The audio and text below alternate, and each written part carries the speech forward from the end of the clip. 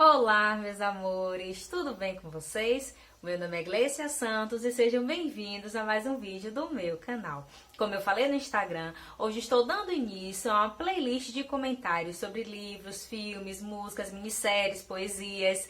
E como primeira obra a ser analisada é O Perigo de uma História Única. Então, roda a vinheta!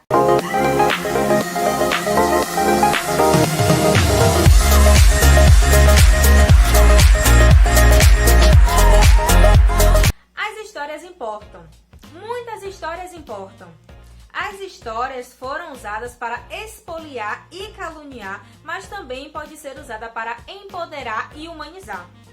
O Perigo de uma História Única é uma obra da escritora nigeriana Chimamanda, que vem de uma família tradicional de classe média. A escritora já possui vários outros livros. E essa obra é uma adaptação de uma palestra que ela ministrou em 2009. Neste livro, Chimamanda traz relatos de suas experiências, assim mostrando como é perigoso analisar as histórias somente por um lado. Ela inicia a obra relatando que desde muito cedo gostava de ler e de escrever, e que os livros que ela mais lia eram livros americanos e britânicos. E isso condicionou e muito a sua escrita, até porque ela relata que, apesar de ser muito pequena e ainda não ter saído da Nigéria naquele momento, ela sempre escrevia sobre pessoas brancas, dos olhos azuis, que brincavam com neve. Então, algo que não tinha nada a ver com sua realidade. Porém, contudo, todavia, após ter acesso a livros africanos, ela já começa a analisar por outras vertentes. Até porque ela percebe que personagens parecidos com ela mesma pode estar fazendo parte das histórias, pode estar nesses livros. A autora vai estar fazendo 3 grandes relatos de momentos que marcaram muito a sua história.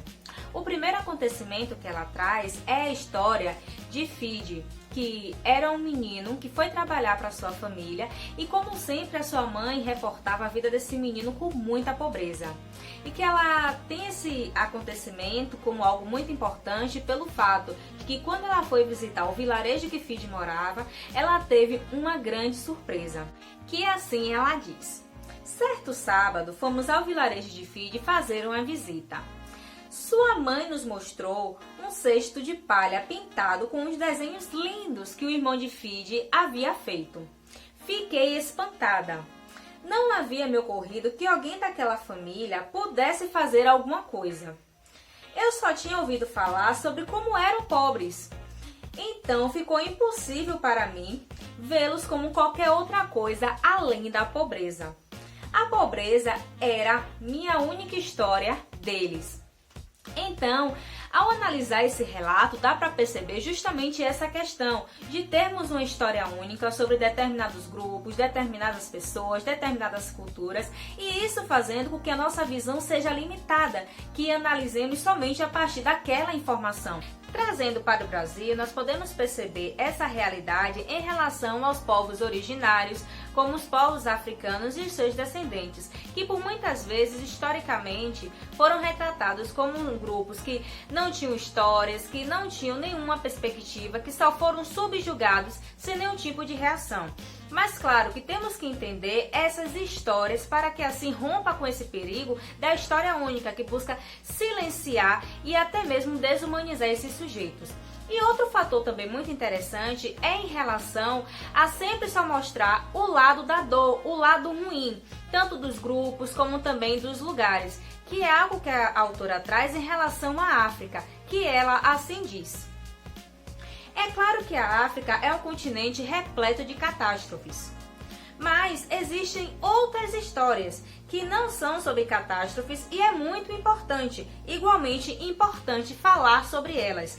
Então, é você analisar o continente africano de maneira com que se entenda as suas relações, as culturas, as etnias desenvolvidas pelos grupos que ali habitam, para além da questão da dor, a questão do sofrimento. Dando continuidade, outro fator que também marca muito a história da escritora é quando ela se muda para os Estados Unidos por conta da faculdade e, ao chegar lá, ela percebe que todo um estereótipo já tinha sido construído sobre a sua imagem pela sua colega de quarto. E ela assim diz: o que me impressionou foi, ela já sentia pena de mim antes de me conhecer. Sua postura pré-estabelecida em relação a mim como africana era uma espécie de pena condizente e bem intencionada. Então ela vai estar trazendo que esse relato de como essas questões são construídas e influenciam na vida dos sujeitos. E ela continua falando que o problema dos estereótipos não é que eles sejam mentiras, mas que são incompletos. Eles fazem com que uma história única ela se torne a única história. E analisar como essa questão da história única ela é facilmente reproduzida e que o acesso a outras informações, a outras realidades faz com que esses estereótipos, com que essas barreiras elas sejam rompidas. Dando continuidade, o último acontecimento que Chimamanda vai estar citando vai ser em relação a um romance que ela escreve e o seu professor universitário comenta dizendo que aquele romance ele não era autenticamente africano. Na verdade, eu não sabia o que era autenticidade africana. O professor me disse que meus personagens pareciam demais com ele próprio, o homem instruído de classe média. Eles dirigiam carros, não estavam passando fome, portanto, não eram autenticamente africanos. Então é justamente o que a gente já vem mostrando, essa questão dessa construção sobre o outro. E ela traz outra frase que eu acho muito interessante, que ela fala que o poder é a habilidade não apenas de contar histórias de outra pessoa, mas de fazer que ela seja uma história definitiva. Então a gente vai observando como essa questão dessa exclusão dessas histórias é uma maneira de manutenção do poder.